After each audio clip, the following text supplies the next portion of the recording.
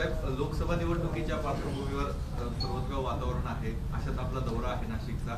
लोकसभाच्या दृष्टीने काही चर्चा झाली का पदाधिकाऱ्यांशी? काल बैठक झाली? हो, अर्थात झाली. आता माझ्याकडे नगर जिल्ह्यात माझ्या शिर्डी मतदारसंघामधनं पण लोक आले होते, त्यांच्याशी बोलत होतो. सगळ्या ठिकाणी सुरू आहे चाचपणी. फायनल निर्णय काय घ्यायचा अजून वेळ आहे त्याला. तर बघू कधी घ्यायचं तो. काय वाटतं? मागच्या लोकसभा निवडणुकीत तुम्ही लावरी व्हिडिओनी पूर्ण धमाल केली होती आणि त्यावेळेस लोकांची अशी अपेक्षा होती की मनसेचे उमेदवार रिंगणात असते तर आम्ही नक्कीच मतदान केलं असतं, असा एक सूर व्यक्त झाला. अच्छा या पार्श्वभूमीवर यावेळेस पण मी गेल्या महानगरपालिकेला लावले नव्हते व्हिडिओ.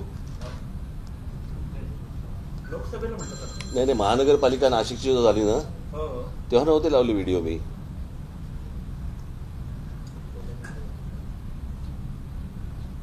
त्यावेळेला मतदान करायला हरकत नव्हती ना.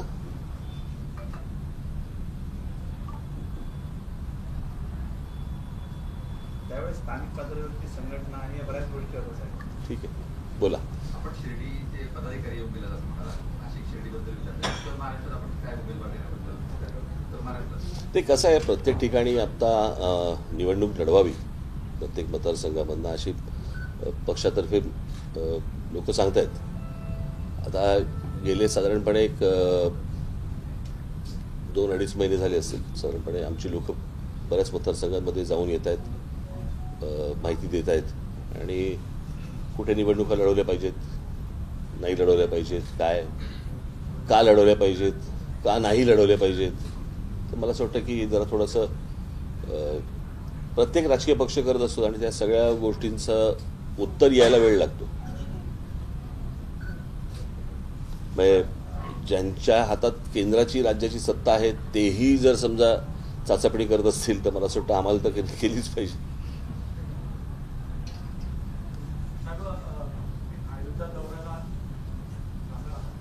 हो, सगळे शांत झाले की. मला आता तिकडे कळलं की काहीतरी 3,000 पोलीस आहेत आणि 10 लाख माणसं आहेत रोज. आता ह्याच्यात कसं जायचं? बरं, ती मूर्ती साधारणपणे काळी अशी काहीतरी ती मूर्ती केलेली आहे बरोबर ना, सगळ्यांनी पाहिजे. तोपर्यंत काळाराम मंदिर आहे आपलं, जाऊन येईपर्यंत. पण एवढ्यात जाईन असं वाटत नाही मला. तिकडचं जरा सगळं सुस्थितीत येऊ देत. जाणार ना मी. अनेकदा तुम्हाला न सांगताही गेलो.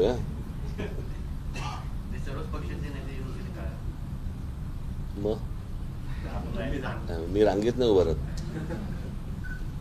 महाविकास आघाडीमध्ये काल संजय राऊत असं म्हटले, प्रकाश आंबेडकरांच्या संदर्भात त्यांना एक प्रश्न विचारण्यात आला होता. राज ठाकरे जर महाविकास आघाडीकडे आले तर काय भूमिका राहील? तर त्यांनी म्हटलं की आम्ही प्रकाश आंबेडकरांना देखील निमंत्रण दिलं नव्हतं तरी ते महाविकास आघाडीकडे. म्हणजे कोण जाते त्यांच्याकडे?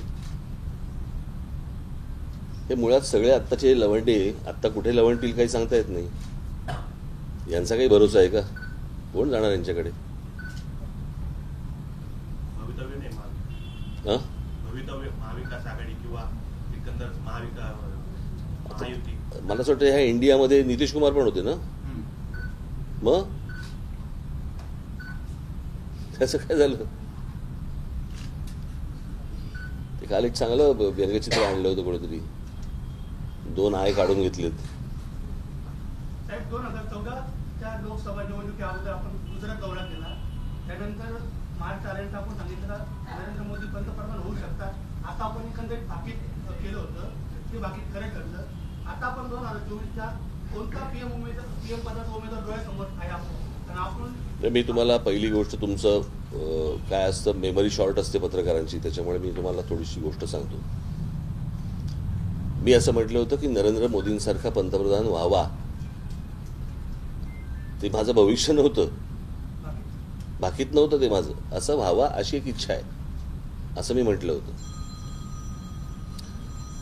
तसं आत्ता अजूनपर्यंत चाचपणी सुरू आहे. चाचपणी झाल्यावर सांगितलं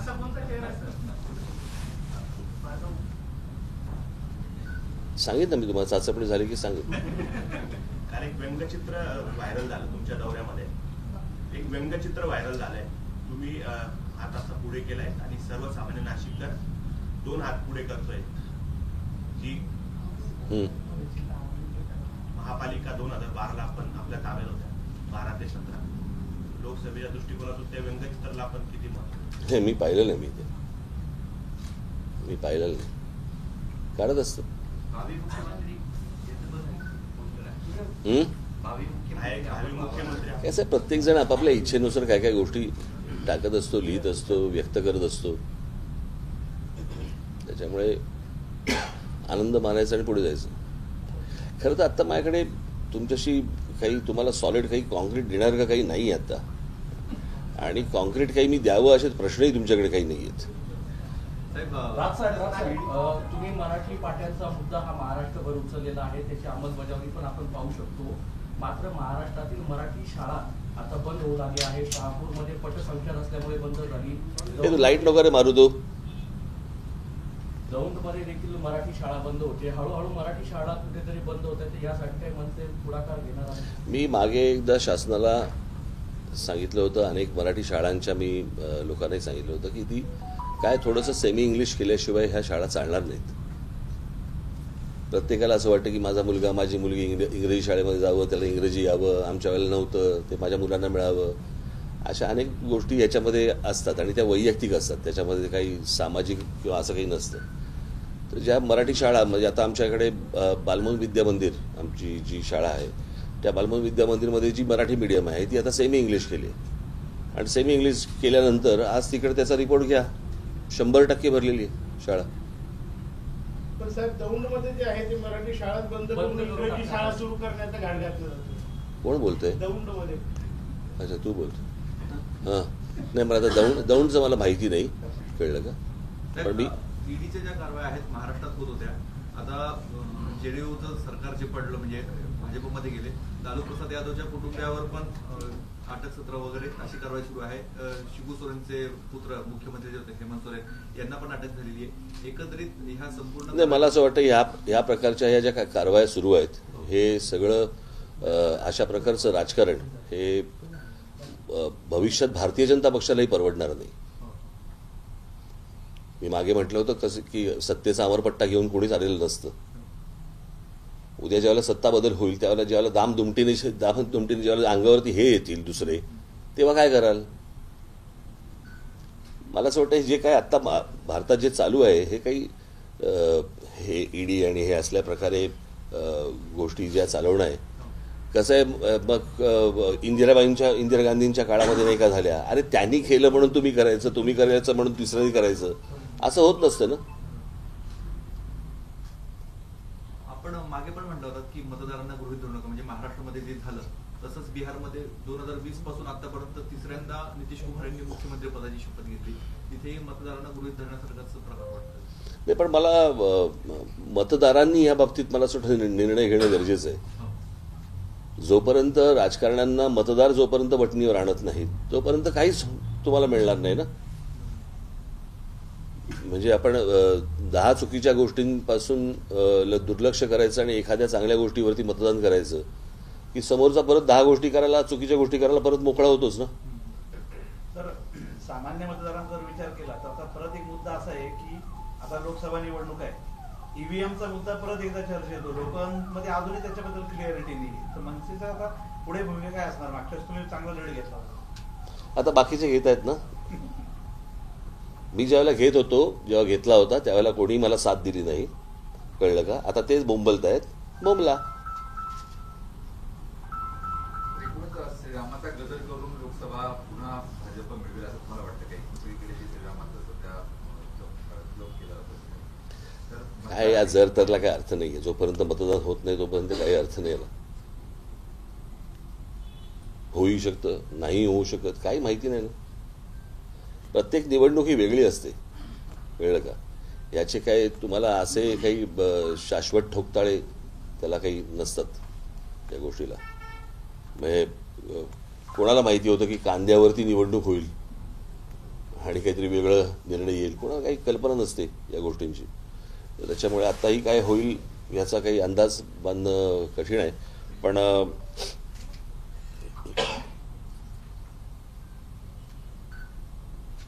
जे मोठ्या प्रमाणावरती जे मतदान होतं, आज सकाळीच मी कोणाशी तरी बोलत होतो की ते बाबरी मशीद, बाबरीचा ढाचा तुटणं, त्याच्यानंतर दंगली होणं, त्याच्यानंतर बॉम्ब ब्लास्ट होणं, तेव्हा झालेलं मतदान हे रागातनं झालं होतं मतदान. आणि त्यावेळेला मला असं वाटतं जे काँग्रेसचा मतदार असेल, इतर पक्षांचा जो मतदार असेल, त्यांनी देखील शिवसेना भारतीय जनता पक्षाला किंवा भारतीय जनता पक्षाला मोठ्या प्रमाणावरती मतदान केलं होतं. 2014ला देखील त्या प्रकारचं एक रागातनं झालेलं मतदान होतं. बरोबर. आता ज्या वेळेला एखादी गोष्ट पूर्ण होते तेव्हा समाधानातनं किती मतदान होतं हे माहिती नाही आपल्याला अजून. तर त्याच्यामुळे आपल्यासाठी ही नवीनच गोष्ट आहे की आजपर्यंत प्रश्नांवरती निवडणुका झाल्या, उत्तरावरती निवडणूक होणारी ही पहिलीच निवडणूक असेल मला असं वाटतं एखाद्या विषयात. त्याच्यामुळे त्याचं मतदान कसं होईल, काय होईल, प्रत्येकजण कसा घेतोय. प्रश्न असा आहे की राम मंदिर झाल्याचा आनंद मला आहे, पण मी काही भारतीय जनता पक्षाचा मतदार नव्हे असेही आहेत. मला अजूनही आठवते 95 सालची गोष्ट असेल, 95 विधानसभेची गोष्ट. महाराष्ट्रामधल्या अनेक काँग्रेसच्या लोकांनी मतदारांनी शिवसेना भारतीय जनता पक्षाला मतदान केलं होतं दंगल आणि बॉम्बब्लास्टच्या पार्श्वभूमीवरती. पण तेच मतदान 96ला राहील, 97ला राहील, 98ला राहील असं काही नसतं. मागच्या काही दिवसांपासून आरक्षणाच्या मुद्द्यावरती ओबीसी नेते विरुद्ध मराठा नेते अशी परिस्थिती निर्माण झालेली आहे. हे सगळं आरक्षणाचा मुद्दा हाताळण्यामध्ये गव्हर्नमेंटचं अपयश आहे किंवा या मुद्द्याकडे आपण कसं बघता? माझं मत मी मांडलं की त्याशी सगळ्या त्यांच्या मागण्या होत्या त्या सगळ्या मान्य झालेल्या आहेत. एक छोटीशी मागणी होती आरक्षणाची, ती फक्त बाकी आहे.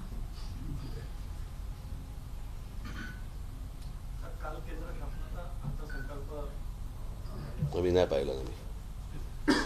मी साहेब एक भावनिक पोस्ट राजन साळवेंनी सकाळी पोस्ट केलेली आहे. बाळासाहेबांची जी खुर्ची आहे त्याची किंमत, त्यांचे प्रश्न नका मला विचारू.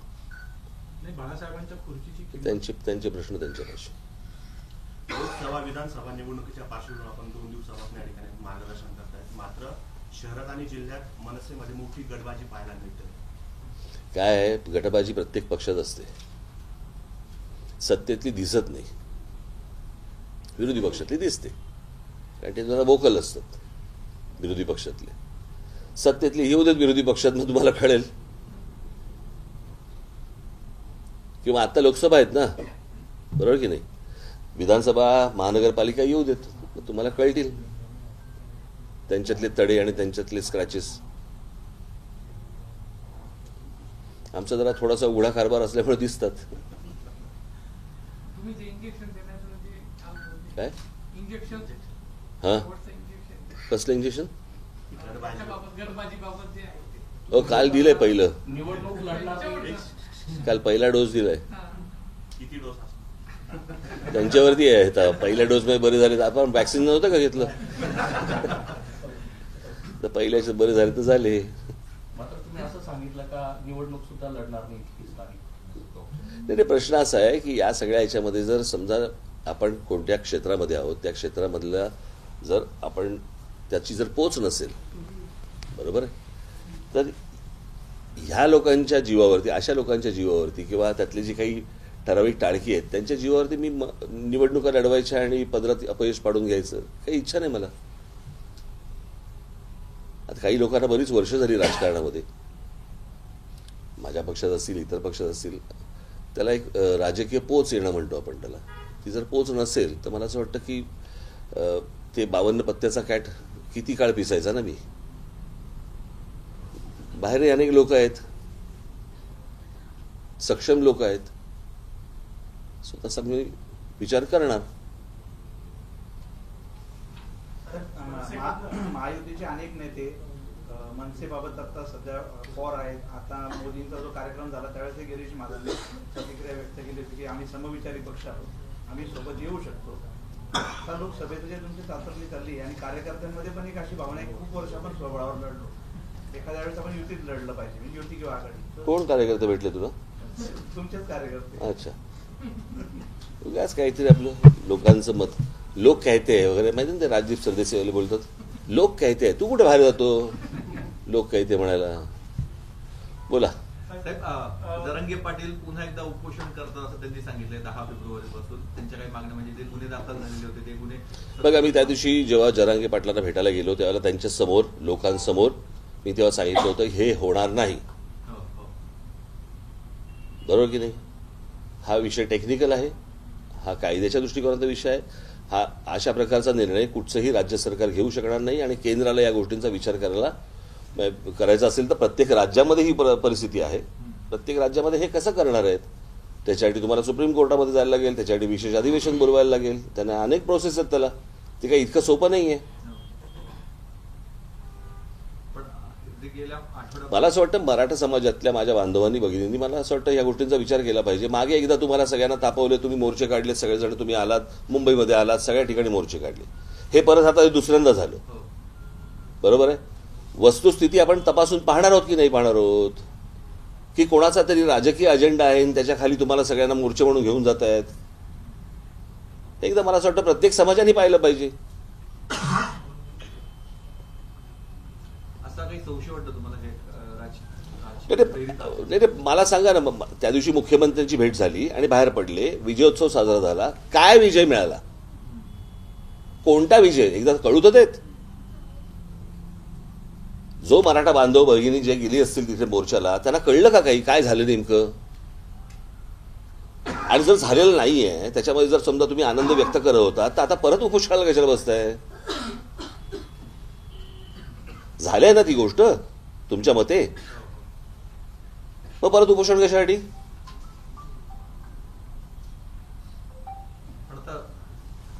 भुजबळ काउंटर करतायत आता, उद्याला पण त्यांनी नगरमध्ये यायला. नाही, मला कसं आहे ते सगळ्या गोष्टी ह्याला कोणाचे सगळ्यांचेच काय म्हणू आपण त्याला इंटरेस्ट आहेत आणि आतून वेगवेगळ्या लोकांचे पाठिंबे आहेत. तुम्हालाही माहिती आहे या सगळ्या गोष्टी काय आहेत. त्या बोलण्यातही काही पॉईंट नाही, कारण ती तुम्हाला काही उघड गोष्ट नाही आहे ती तशी, पण म्हटलं तर उघड गोष्ट आहे.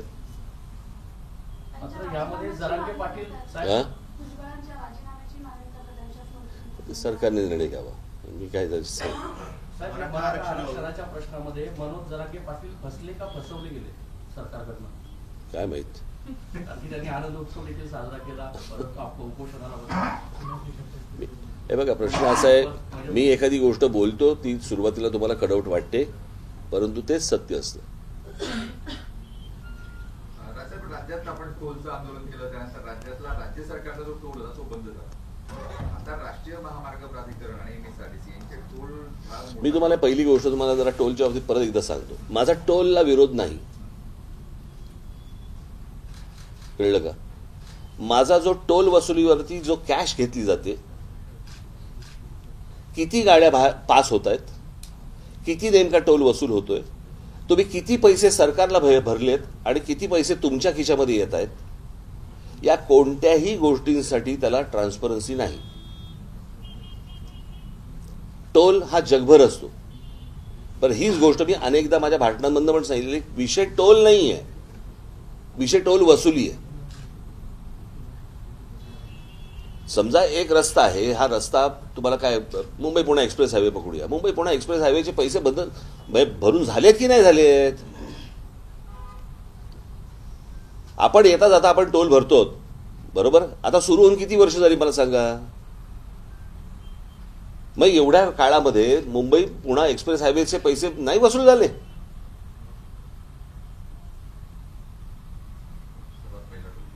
बरोबर की नाही?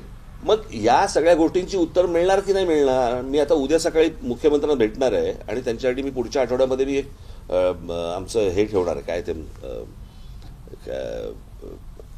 जे आम्ही आत्ता नाही का सगळ्या मुंबईच्या सगळ्या टोल नाक्यांवरती शूटिंग केलं, त्याच्यात जे आकडेवारी ज्या सगळ्या गोष्टी आहेत त्या सगळ्या ठेवणार आहोत त्यांच्यासमोर.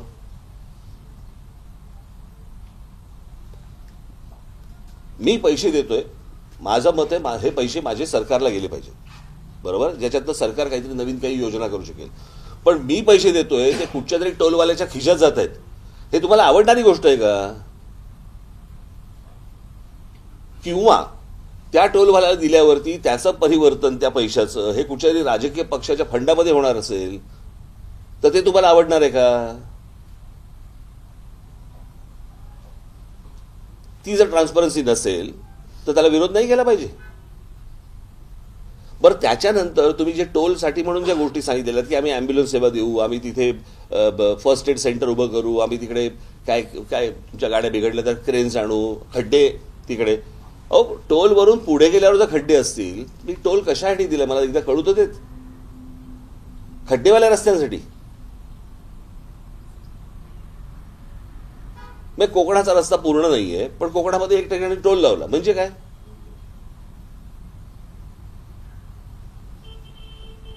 बरं, आता त्या तुमचा काही नवीन जो ह्या झाला ना, नाही हो, ट्रान्स हार्बर, तिथे खूप काहीतरी वेगळ्या काहीतरी काही अत्यंत पॉवरफुल असे तरी कॅमेराज लावलेत.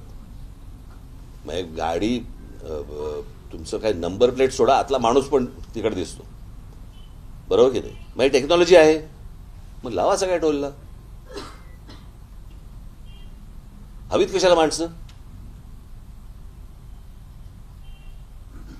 मग एवढं इतकी वर्ष चालून देखील याच्यामध्ये काहीतरी काळबेरं आहे हे आपल्याला लक्षात येते की नाही? तुम्हाला राज्य चालवायचंय, तुम्हाला राज्य चालवायचं असेल, शहर चालवायचं असेल, तुम्हाला रेव्हेन्यू लागतो. रेव्हेन्यू तुम्ही वेगवेगळ्या मार्गाने तुम्ही घेत असता, पण तो रेव्हेन्यू हा राज्य सरकारच्या खिशात किती जातोय आणि एका खाजगी माणसाच्या खिशात किती जातोय हे पाहिलं पाहिजे की नाही, तपासलं पाहिजे की नाही? तुम्ही म्हटलं पक्ष निधीसाठी पण जातोय, असा काही पक्ष एखादा समोर आलाय का किंवा असं आपल्या अनेक पक्ष आहेत, अनेक पक्ष आहेत. तुम्हाला काय वाटतं मला ऑफर्स नाही आल्या?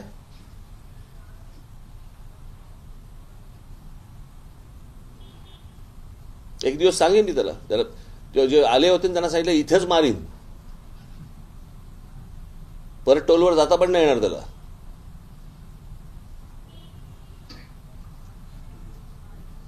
गुणरत्न सदावर्तेंचं असं म्हणणं आहे की राज ठाकरे यांनी मराठा आरक्षणावर बोलू नये, त्यांनी फक्त टोलवर बोलावं. पुढे अजून एक प्रश्न असा होता की गुजरातमध्ये टोल खूप कमी तुलनेमध्ये टोलची जी हे आहे म्हणजे मला असं वाटतं बघ महाराष्ट्रात सर्वाधिक. नाही, मला काय वाटतंय माहिती नाही या सगळ्या ह्याच्यामध्ये की फक्त मला प्रश्न पडत आहेत आणि तुम्हाला कोणाला प्रश्नच पडत नाहीयेत. मला असं वाटतं की एक पत्रकार म्हणून तुमची एक जबाबदारी म्हणून तुम्ही या गोष्टी का नाही बघत आहात? तुम्ही फक्त राजकीय मुद्दा म्हणून ह्याच्याकडे पाहताय का? मग मला असं वाटतं एक पत्रकार जाणीव म्हणून आपण या गोष्टी उघडल्या पाहिजेत, उघड्या केल्या पाहिजेत. इतकी वर्ष टोलचं आंदोलन सुरू आहे, जेव्हा टोलचं आंदोलन होतं त्यावेळेला काचा फुटलेला फक्त तुम्हाला फोटो दिसतात किंवा बातम्या येतात. याच्या पलीकडे आतमध्ये काय चालू आहे हे कळायला नको का?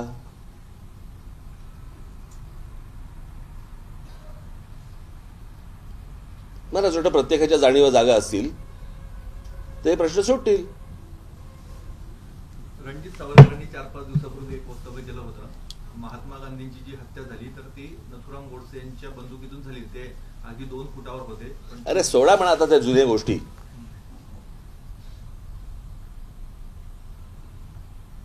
कळलं का? त्यातनं काही प्रबोधन किंवा काही बोध घेणार नसू आपण ना, तर उपयोग काय त्या गोष्टींचा? यांनी त्या गोडसेंवरती बोलायचं, मग त्यांनी त्या जवाहरलाल नेहरूंवरती बोलायचं, इंदिरा गांधींवरती बोलायचं, किती काळ सहन करायचं? काय काय ऐकायचं आम्ही? कामं करा त्यापेक्षा.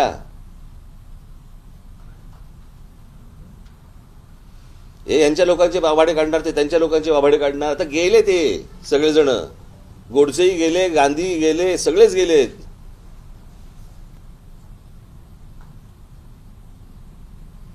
आत्ताच्या प्रश्नांवरती कोणी बोलायला तयार नाहीयेत. महागाईवर कोणी बोलायला तयार नाहीये, पेट्रोल आणि डिझेलच्या सेसवरती कोणी बोलायला तयार नाहीयेत. महाराष्ट्रामध्ये मराठी माणसाला घरं नाकारली जात आहेत त्याच्यावरती कोणी बोलायला तयार नाहीये. आत्ताचे लोकांना भेडसावणाऱ्या प्रश्नावरती तुम्हाला बोलायला वेळ नाहीये. माणसं जी गेलेली आहेत त्यांच्यावरती तुम्हाला बोलायचंय. काय लागणार आहे हाताला तुमच्या? इन्क्वायरी करा असं म्हणतात. कसली इन्क्वायरी? आणि कोण करणार? कोणाला गांधीजींना बोलवणार का गोडसेना बोलवणार परत?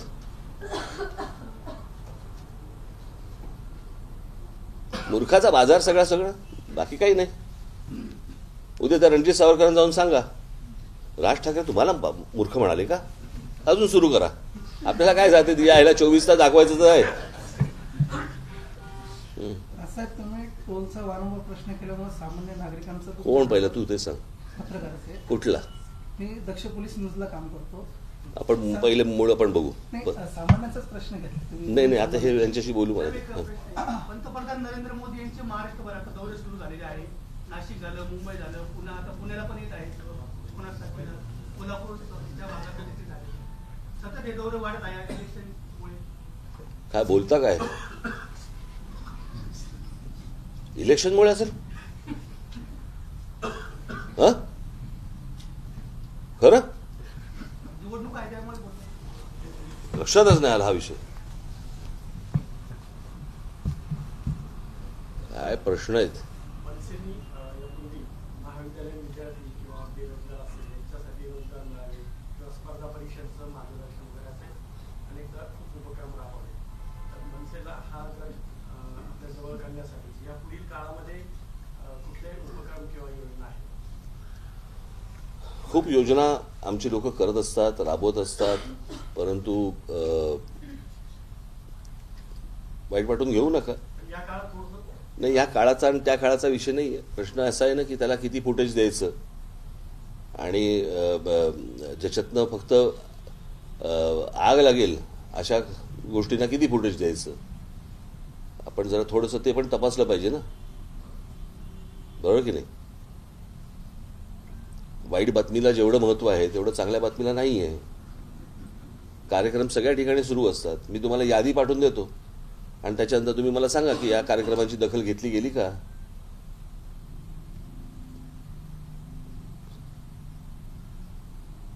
अशा चटपटीत सगळ्या बातम्या पाहिजे असतात आपल्याला. मी मागे एकदा एका प्रेस कॉन्फरन्समध्ये सांगितलं होतं, मला असं वाटतं की तुम्ही जसे राजकारण्यांना जसे प्रश्न विचारता तसे मला असं वाटतं तुम्ही एकदा स्वतःलाही प्रश्न विचारले पाहिजेत. सध्याची एकूण पत्रकारिता आणि ज्या प्रकारे काही बातम्या ज्या काही चालू आहेत किंवा जे काही पत्रकार, मी तर भाषणच केलं होतं तुमच्या पिंपरी चिंचवडमध्ये जाऊन, बरोबर ना. आज सगळ्या ठिकाणची जी अवस्था आहे, जशी राजकीय अवस्था खालावलेली आहे तशी पत्रकारितेची अवस्था खालावलेली आहे. कोणाच्या तरी सांगण्यावरून कुठचे तरी प्रश्न विचारले जातात, फारच झालं ना. आणि जितकं कन्स्ट्रक्टिव्ह नसेल तितक्या बातम्या चांगल्या. मूळ मुद्द्याला हातच लावायचा नाही, मूळ विषयानं हातच लावायचे नाहीत. असो, चला अजून नका बोलायला लावू मला.